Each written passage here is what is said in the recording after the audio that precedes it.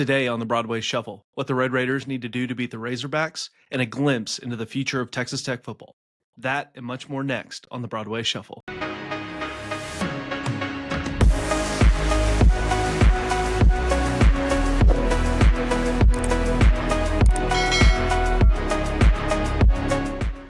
Welcome to episode 38 of the Broadway Shuffle with Conrad and Zyler. I'm Brennan. We hope all of you had a Merry Christmas. We are recording this the Monday before Christmas, but you'll be seeing this on the 26th or 27th as we get set to preview the bowl game against Arkansas, what the future looks like for some of the youth that will be playing in this game. And we're also going to dive in a little bit to the playoff, and we'll have some tech trivia for you at the end of the episode.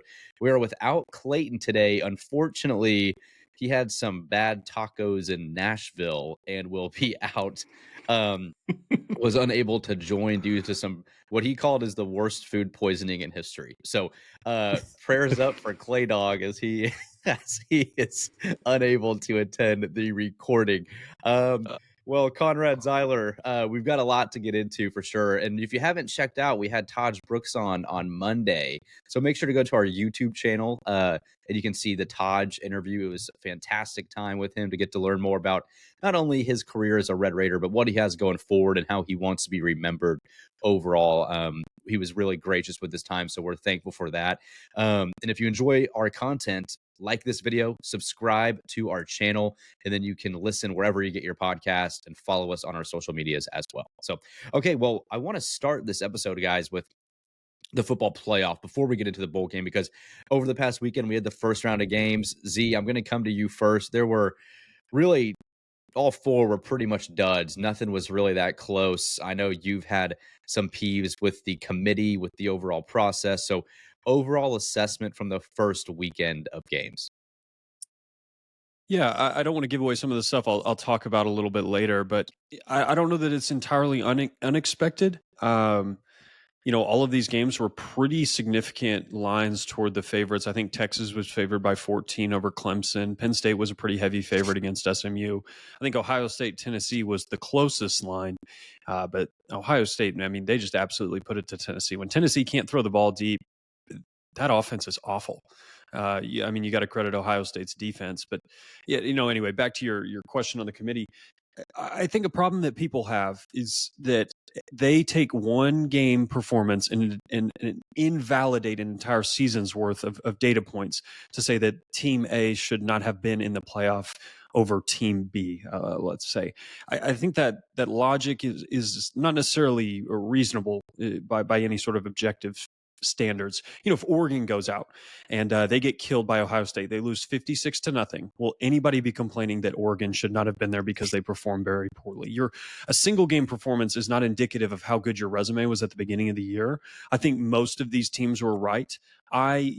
Personally, I can see the argument for Alabama over SMU. I completely understand why SMU got in, though. Alabama had every opportunity to get in. If you don't lose in depressing fashion against OU, I think you're very easily and quite convincingly in over SMU.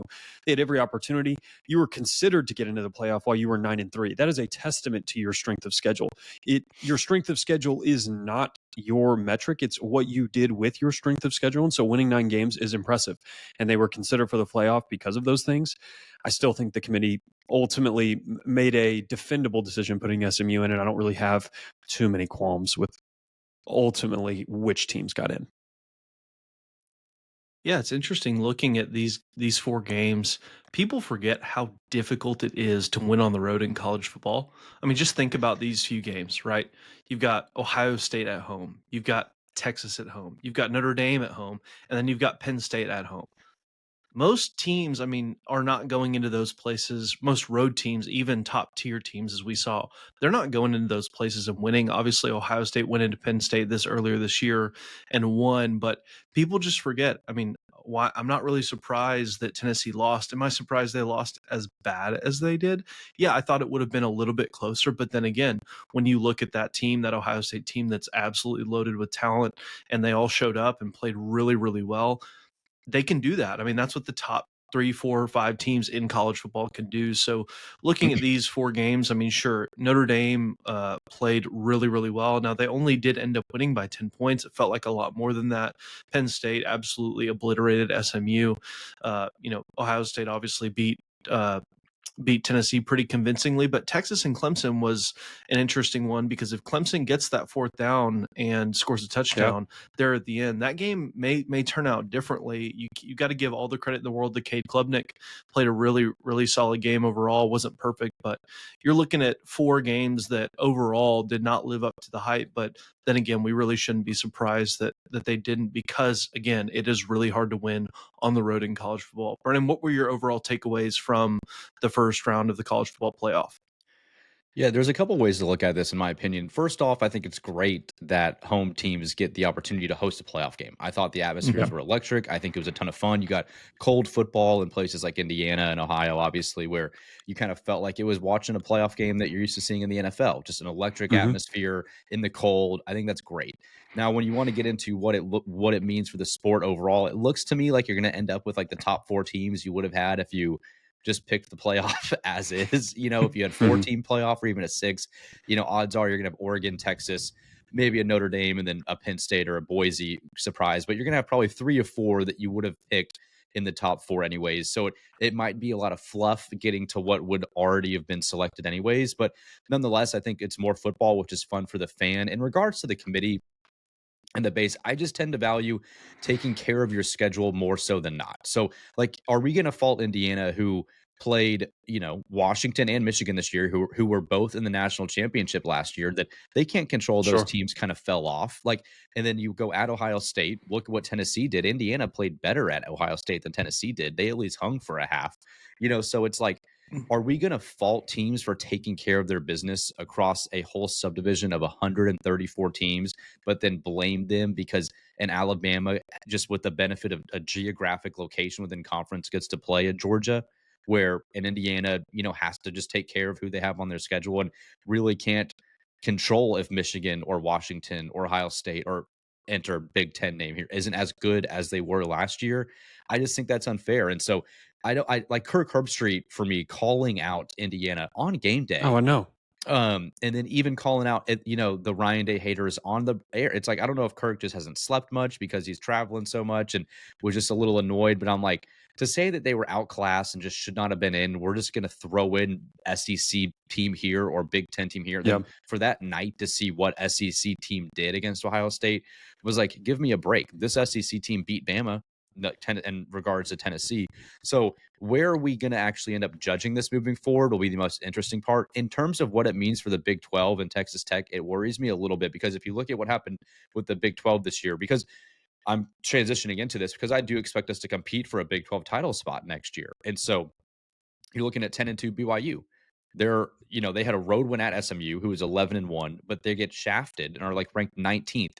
Iowa State, Arizona State, all 10-win teams, not even in the top 12 unless they win the conference, as we saw with Arizona State. So in regards to you, it kind of shows like you're going to have to go 11-1 to be taken seriously, even if you were to lose your conference championship. Like, you almost have to have an SMU type thing. It looks like that's how they're valuing everybody outside of the Big Ten and SEC. And I think that's a problem for the sport moving forward. They covered their butts with putting SMU in, but long term, I think they might change it after these results, and that concerns me. Yeah. And it's funny too that people are so upset about the uneven schedules when it was the Big Ten and the SEC that created these conferences that have the uneven schedules that allow Indiana to play you didn't know it at the beginning, like you said, a really weak schedule. That is the Big Ten's own fault. They created these monster conferences, and specifically the Big Ten and the SEC. They poached Texas and OU, and then Oregon, Washington, USC, and UCLA. So you've got these 16-team conferences. The Big 12 then follows that, and now you've got teams that will play. In the SEC's case, you won't even play half of your conference. You will play 7 games. You will play 40-something% of your conference. There are going to be teams that get really easy schedules.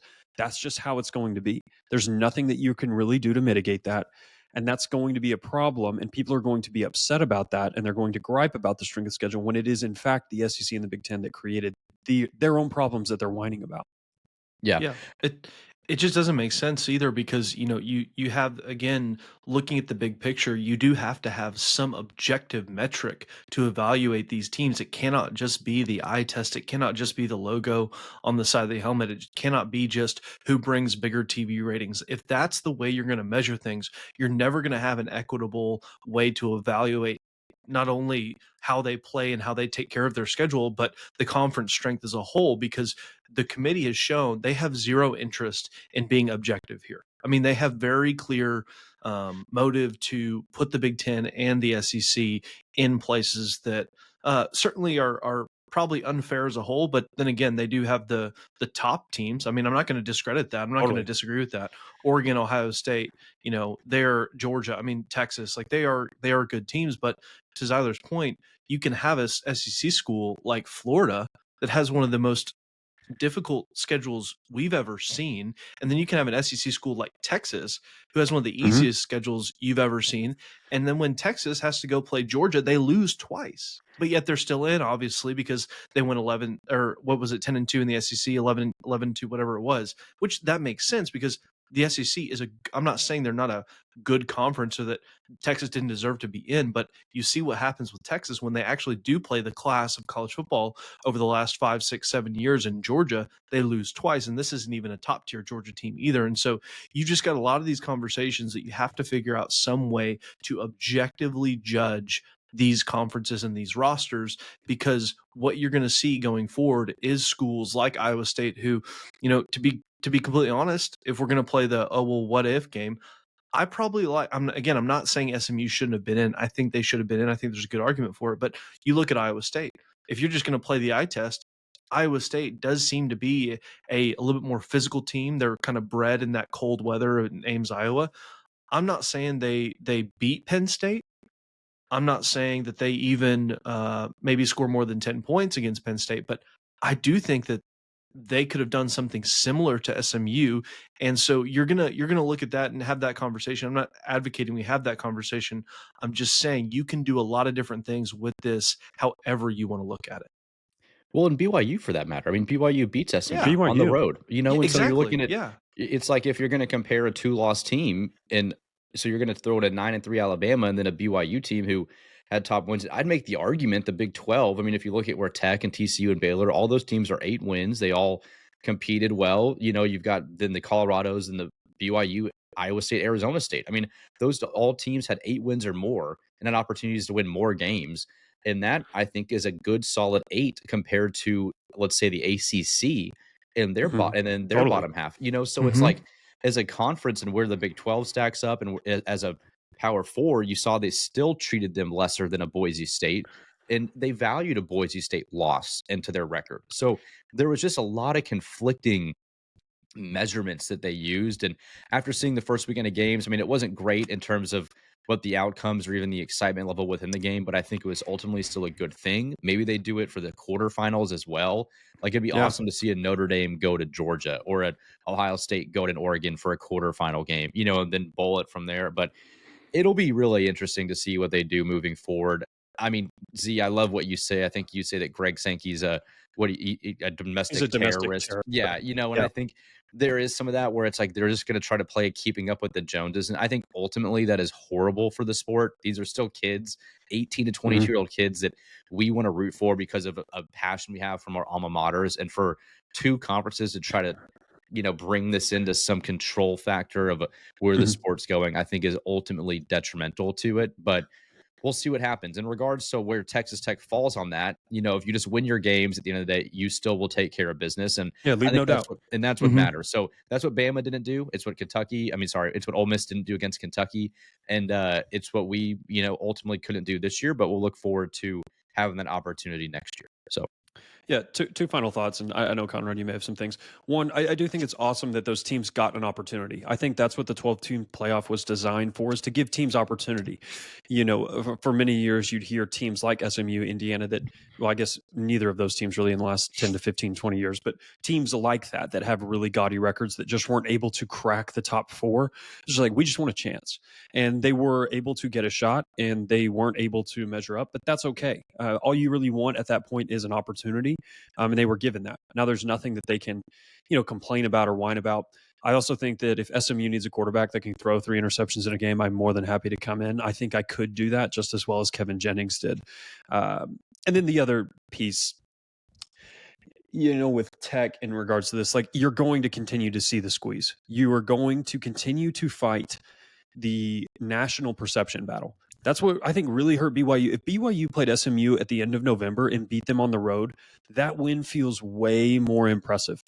And that's where I hate what the committee does, or it's kind of just like a week-to-week thing. Like, where are you? And if you win, you move up a little bit. And if you lose, you move down a little bit. The Big 12 will continue to fight the perception battle. You just don't know. Like, okay, so for Washington State, for example, if we played them at the end of the year, we're like, oh my gosh, this is a 10-win team. This is a huge game. At the beginning of the year, we think, yeah, this is going to be a walk in the park. And if you get blown out at the end of the year, you feel less bad about it because that team is a lot better. But realistically, the committee should be evaluating these games through the whole season. And the Big 12, and what I think Tech is doing a good job, is trying to fight the perception battle in the offseason. That's why I don't always get mad at Joey talking up his team. You need to build up hype for your team to get preseason votes, to get eyeballs on your matchup.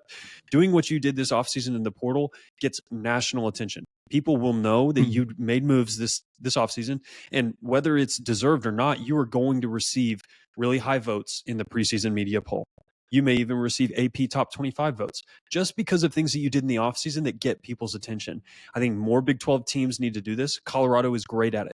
Deion always has people talking about his program. Whether it's good or bad, they are always front of mind.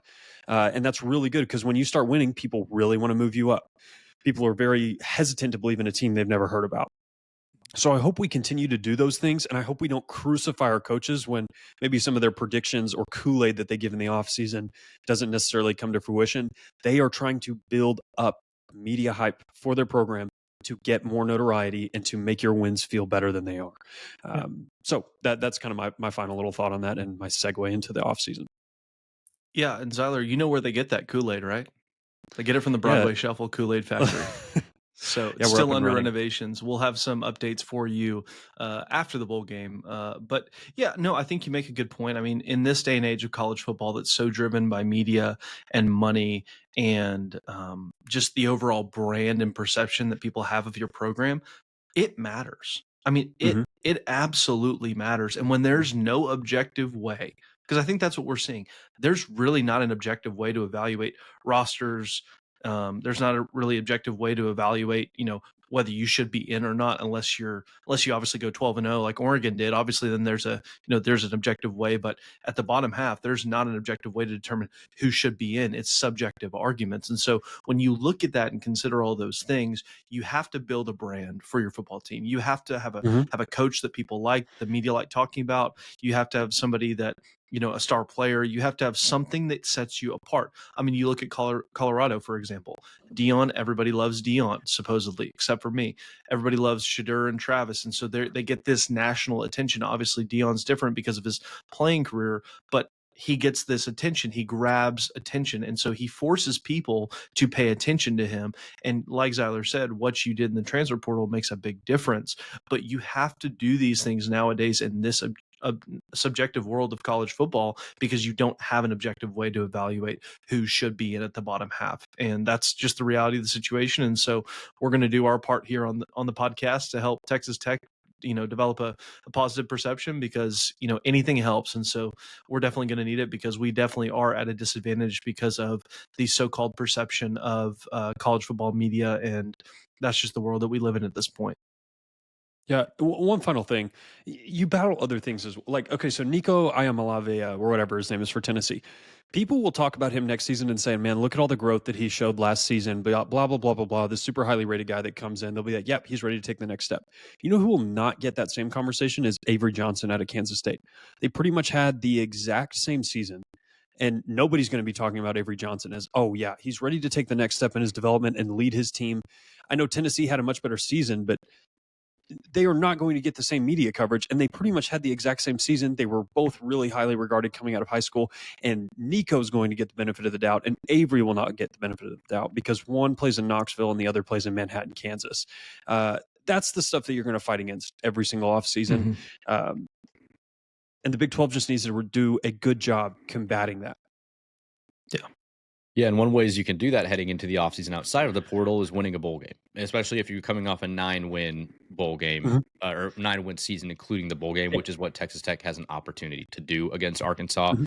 in the Liberty Bowl. So, Z, this is, I mean, with this era of the transfer portal and people walking out the door during bowl games, playing, even though they're in the portal, though they won't be on your team next year, this game can feel like a lot of just confusion and who's that guy? I've never heard of him.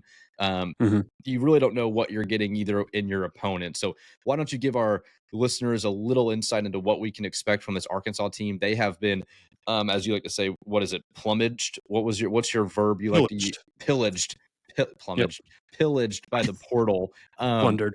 Plunder. What insert? Brennan, you're in Alabama, man. You're not thinking properly. I'm not. No, you definitely lose a little bit when you're in this. Brennan is this coming state. to us live from SEC country, though. You're in Dothan, Alabama today. I am Yeah. in Dothan, Alabama. Yes, You better I'm be in my- careful with what you say about the SEC. You may get, shot or Oh something. man, dude, it's hard to walk around this place. It's all Alabama or Auburn gear. They're kind of 50-50 split here in South Alabama. So, but nonetheless, there's no Arkansas fans, which is really all that matters. There you And go. so, yeah, so there's a positive there. So, what do we need to know, Z, about Arkansas? Who can we expect to watch play for them? And then we'll get into a little bit of what Texas Tech has on their side of the ball as well, and some exciting players we'll be able to see on the 27th.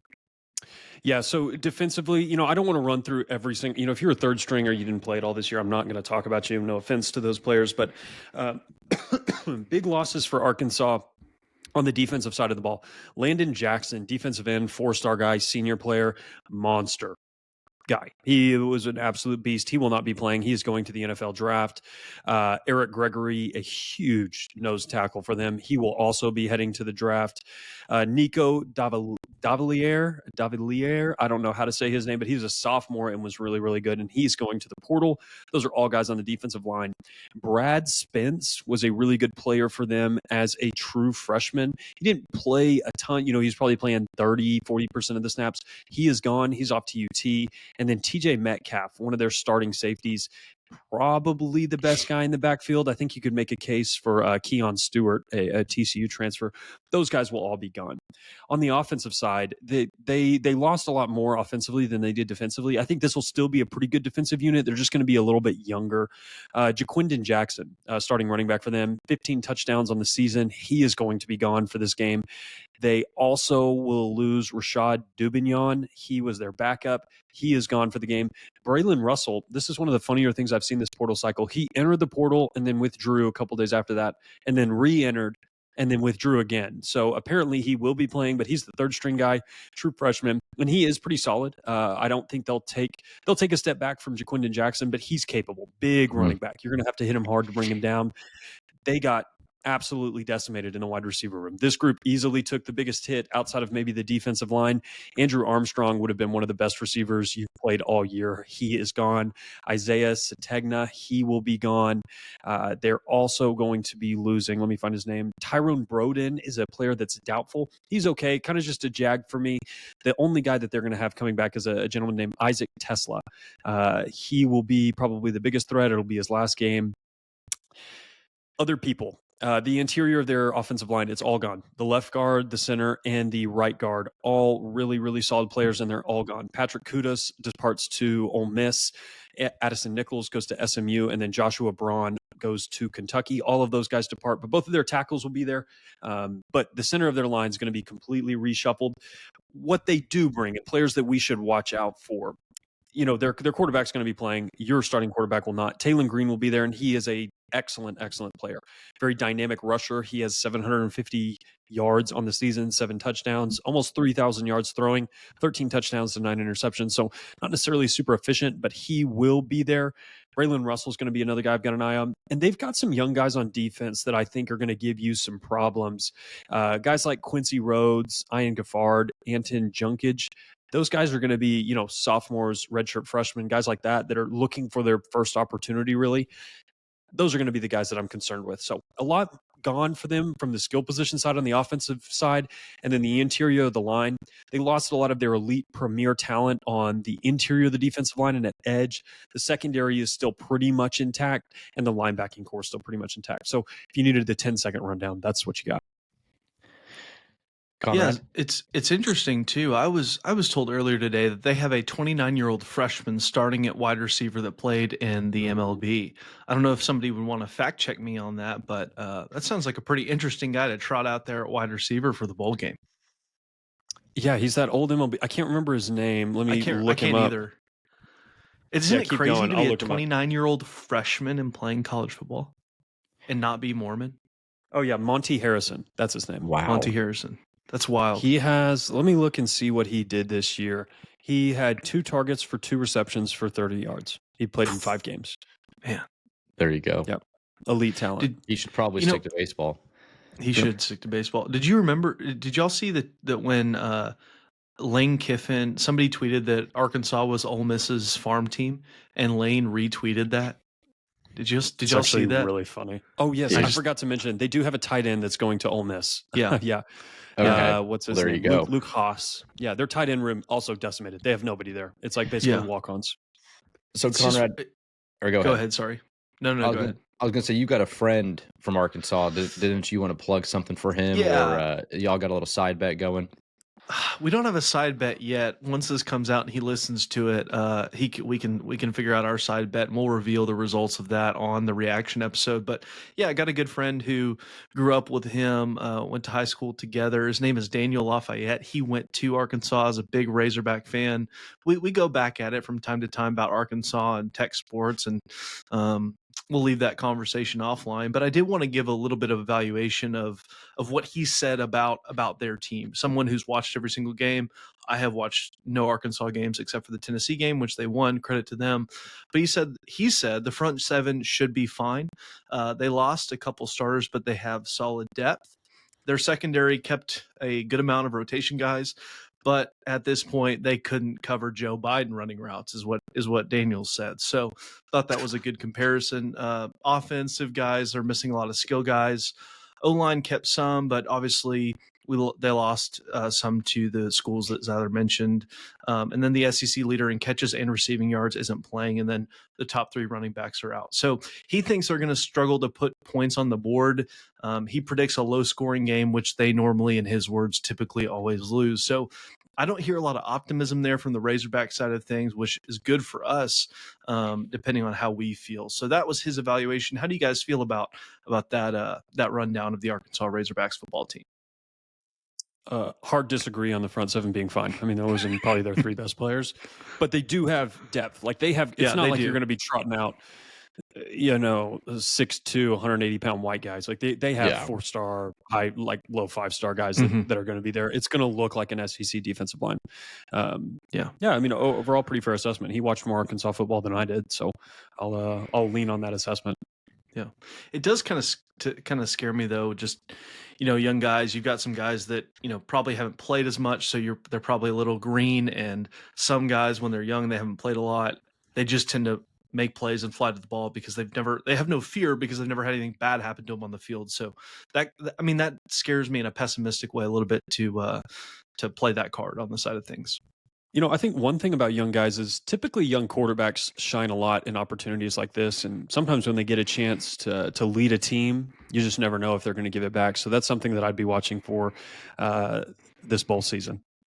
That's a wonderful transition, Z, because I was just going to get into Texas Tech specifically has one guy that's getting that opportunity this week. And It's your favorite player. Yeah, my favorite player. And there's going to be a lot of youth on display. And to get ready for this game, I looked on YouTube. Conrad was so gracious to send me a link of Will Hammond's season highlights. And though it was only 6 minutes long, like, boy, what did it get me excited, And so I can't wait to see Will. But there's going to be some other guys that I'd expect to get minutes as well. Z, anyone you're most looking forward to seeing, maybe a surprise pick? I know there's going to be some running backs, some receivers. We might see some tight ends and then some guys on defense. But if you had to pick one player of Texas Tech that in terms of youth, then you can say Will Hammond as well. But we've seen Will a little bit.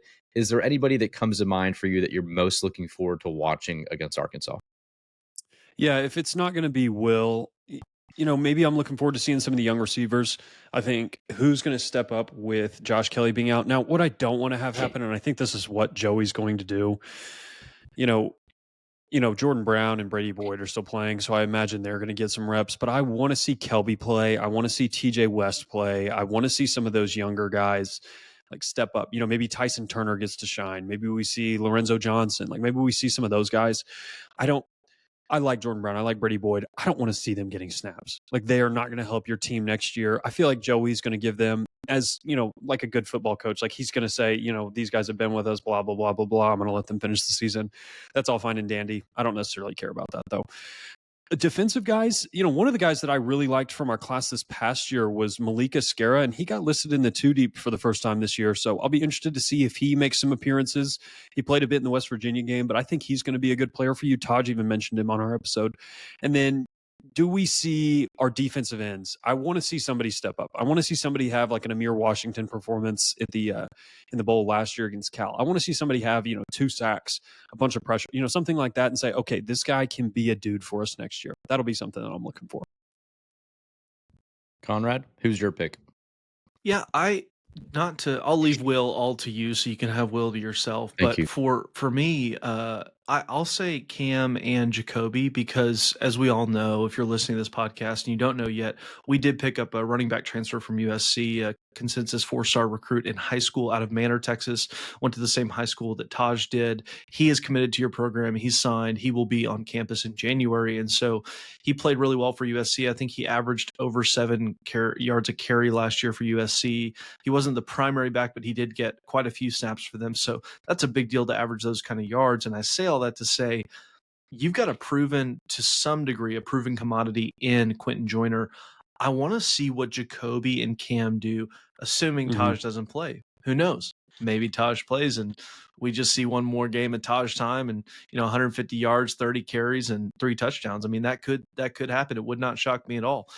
Taj did not tell us if he was going to play or not. So I would like to see Jacoby and Cam, but again, just because of what's coming on campus, you do think that he probably has maybe a leg up unless you're going to go a 3-headed monster, which you very well could. And so I'd like to see, assuming Taj doesn't play in the bowl game, which I wouldn't if I were him, just to protect his future, but it wouldn't shock me if he did because he loves Texas Tech. I would like to see those 2 young guys I would like to see them carry the ball, but I'd also really like to see both of them catch balls out of the backfield from Will, because I think that's something that Taj did really well to end the year. And so I think that's something you'd like to incorporate going forward. Yeah, it's going to be interesting. Are we going to see Jacob Ponton this game? Do we know? Yeah.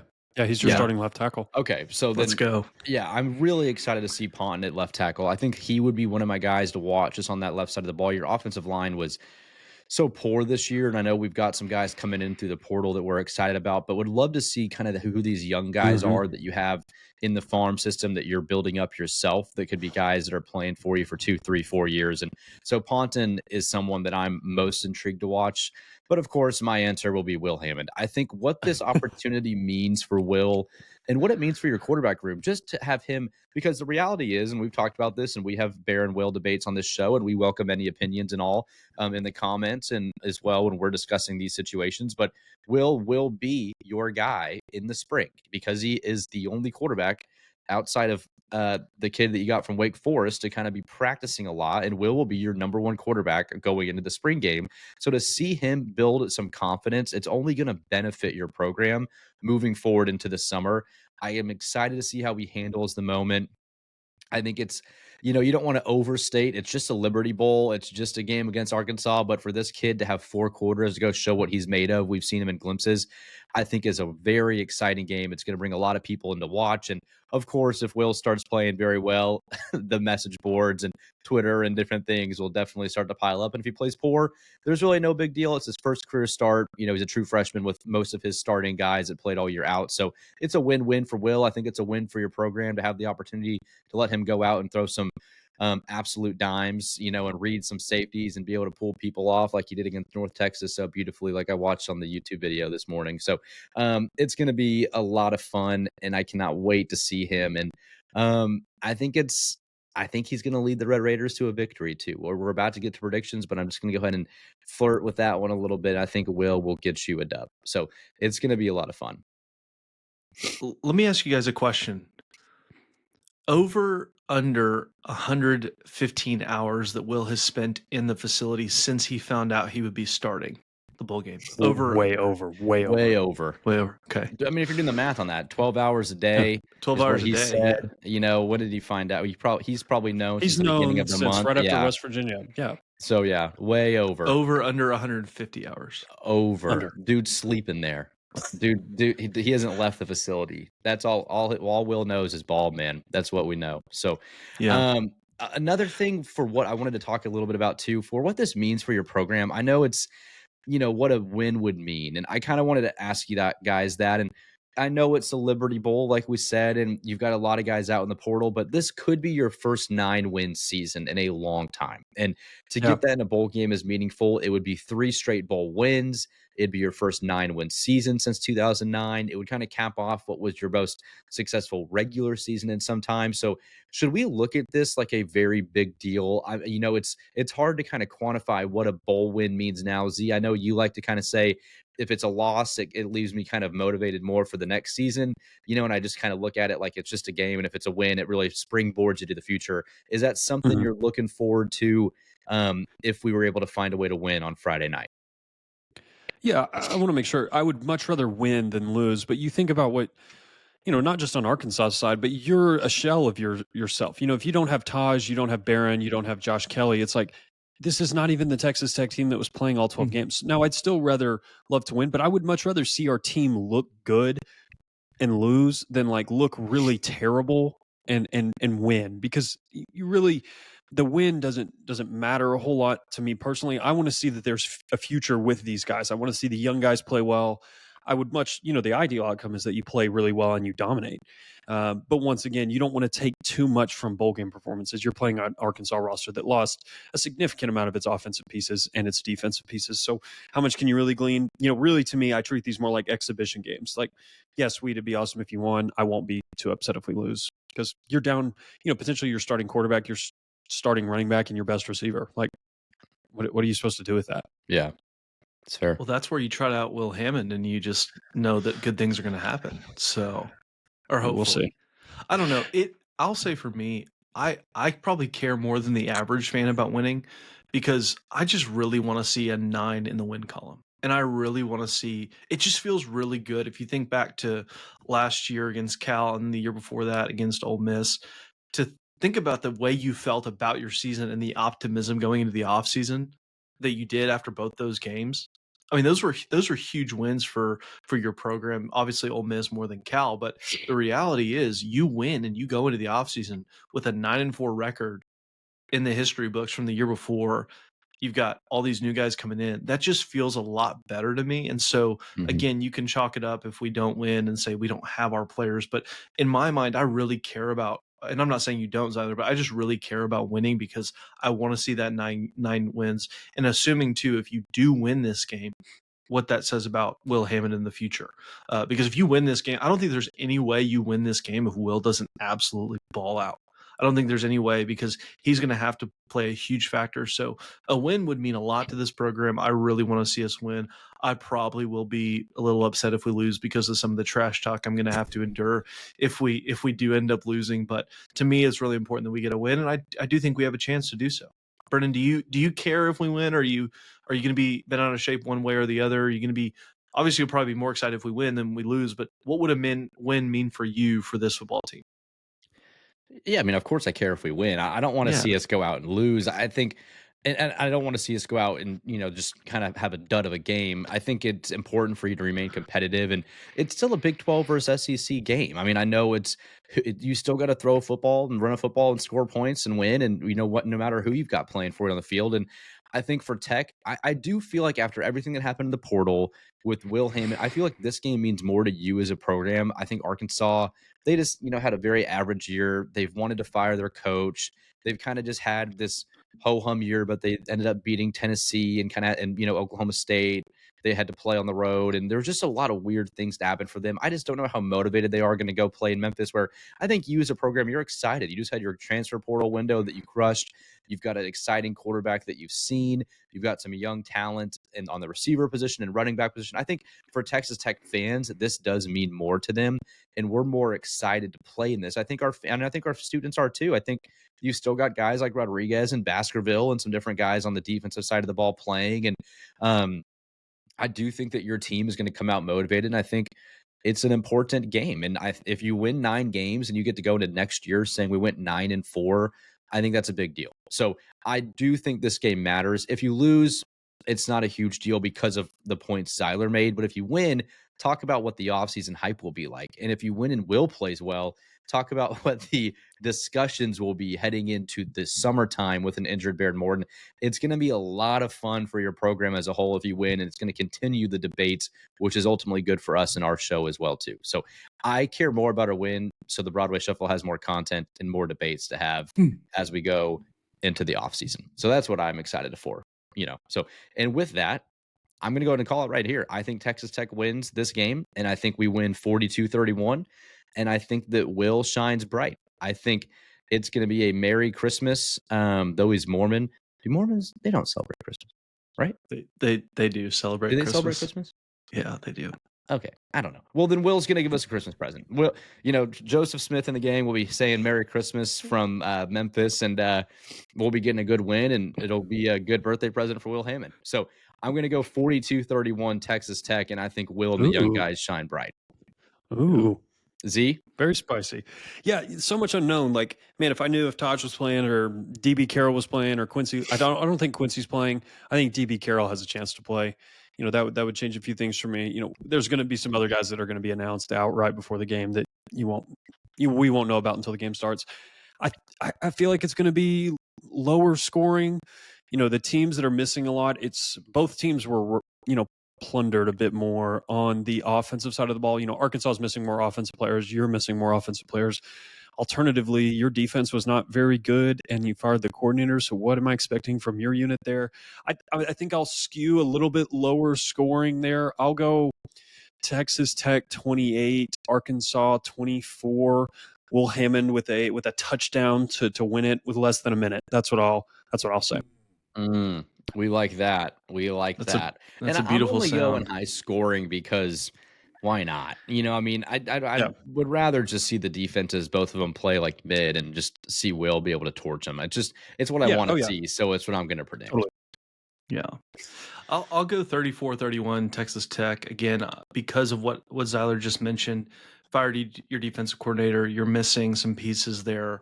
I do think Taylor Green's going to be able to score on you even with missing some of the pieces that they were. So I'll say Arkansas 31 and I'll say Texas Tech 34. It's Hammond time in Lubbock, Texas. He's going to go out there and absolutely ball. If I was a betting man, I would bet. I don't even know how you do. I don't even know how you bet, to be honest. But if I were, I'd bet that he would throw probably over 300 and 3 tutties would be my prediction, just because he prepares so much. He knows exactly what they're going to do. He's got arm talent. He's quick. I bet you he gets probably over 30 rushing yards as well. Obviously, we know our offensive line wasn't great, so you're gonna need to scramble there, and especially with the guys that left not being there as well. So he's gonna have to do that, and so I think you're gonna win 34-31. Really hope you get this done, and we'll be ecstatic to see it done. And so also I need to mention that my friend Daniel that I mentioned earlier did also give me a prediction for the game, and he agrees 100% with Zyler Buchanan, 28-24 Texas Tech. So if you have an Arkansas fan picking Tech to win, we really cannot lose, because that'd be very very upsetting to me in more ways than one. So you've got it here, a sweep on the Broadway Shuffle, and I'm sure Clayton would also pick Texas Tech to win. I wonder what Clayton's prediction would be. Brennan, what do you think? Do you think he'd go high scoring or low scoring? I think Clay would go low. I think he'd set the expectations low for you, but he'd pick Texas Tech to win. I think like 21-17. We'll put Clayton there in a low scoring game, and okay. And he's not going to pick an SEC team. I mean, here we are, SEC haters on this show. We're not going to let that happen. So Clayton will pick Texas Tech. And again, we hope Clayton gets well. So hopefully by the time this episode drops, Clayton will be free of food poisoning. That would be unfortunate. So, and one final thing I want to say too, in regards to Will, is the expectations that we set. I mean, again, he is a true freshman. I'm not expecting this guy to be a finished product at the quarterback position whatsoever. I'm just excited to see what he does. But in terms of like, if Will's not good this game, I don't want people to be like, man, that kid just isn't good. Oh, we overhyped Will. It's like, no, we're just excited to see the talent. based off what people said about him. But I'm not expecting him by any means to be a finished product at the quarterback position. He is literally making his first start. He played a total of like 4 quarters this year. I want to make sure that's clear, that our expectations aren't for this guy to already be a star, but to maybe see some of those qualities and abilities he has shine, here or there. I'm not expecting a perfect game from him by any means, but if he has one, I think that's really exciting for your program. So we'll see what happens there. So, any final thoughts, Z, on this game, and Will, or anything that you want to leave before we transition to tech trivia? Yeah, excited. Enjoy this football game. You're not going to get tech football again for like 8 months, so enjoy it. Remember that it's going to be fun. Look, don't read too much into it. I know they've talked about how important it is to get to 9 wins. There's a million reasons this could go really poorly or really well. We'll look back in hindsight and say, dude, it was very clear there from the start. But enjoy it. Enjoy some of these other bowl games. Don't get too wrapped up just in the playoff. A lot of these other games are a ton of fun. I'm super excited for the offseason. We're about to transition into a lot more basketball content, so pumped for that. Big 12 play starts in about a week, so that's going to be really exciting. And it's been a ton of fun. I guess one final note: if you've made it this far, you're probably already subscribed, but if we want to talk a little bit about my pessimism, I was hopeful that we would get to 100 subscribers by the end of the year, and we are at almost 750 last I checked. That's really, humbling. Thank you guys for doing that. We'd love to get to, 1,000 sometime soon. That doesn't have to be tomorrow, though. If you want to make it tomorrow, that'd be awesome. But thank you for tuning in. We appreciate it. And looking forward to continuing this into 2025. Yeah, and we might even be doing some challenges in 2025 on, like, if we get X amount of subs, maybe one of us, I don't know, shaves our head or something. Maybe we do something crazy. Maybe we donate an X amount of money to a charity or to the Matterer Club, depending on subs. We've got some stuff looking, and looking ahead to the future that'll be a lot of fun and interactive for the fans. We want to make sure this channel is the most interactive channel you can find on Texas Tech Sports when it comes to interviews, administration discussions, us and our opinions, and even your opinions in the comments. And we're trying to make sure this channel is fun for everybody to come tune in and learn about tech, but also be able to share your thoughts and opinions as well. And that's our goal for the show. So, Conrad, one final thing on your end, man. We started this season in our first episode with the Kool-Aid Factory. And as we're ending football season, our final preview episode until August, I'd be remiss if we didn't say a lot of this success, man, is probably credit to you and your CEO Factory at the Kool-Aid Factory, dude. I mean, we started this. Tech has their first 8-win season, monster transfer portal, 6 wins in the Big 12. And there's really no guarantee that all happens if you don't run the Kool-Aid Factory as well as you did. So kudos to you, That's man. a great point. Well, I appreciate the credit. I will take and accept and flaunt any and all credit that is given to me as the CEO of the Kool-Aid Factory. But the real people who make everything happen, who sell the Kool-Aid, Ryan Hawkins, Dylan Burrow, our friends that are out there selling Kool-Aid left and right, our friends that are actually asking for some Kool-Aid as well. So we've got a lot of planned. We've got a lot of renovations that are going on. The floors are being installed as we speak. They are 20 karat gold. Wow. So we are taking it to a whole new level. We've had a generous donation from the Matador Club as well, because they just have so many excess funds right now that they decided to give them to the Broadway Shuffle Kool-Aid Factory because they believe in what we do. And we obviously believe in what we do. So thank you guys for your support of the Kool-Aid Factory this year. And next year, there may be some, Broadway Shuffle Kool-Aid Factory shirts, which you may be able to purchase. But we'll leave that off to the sideline as we go into the off season after this game. But again, let's go get win number 9 and see what we can do next year when we're playing in Arlington and hopefully in the playoff.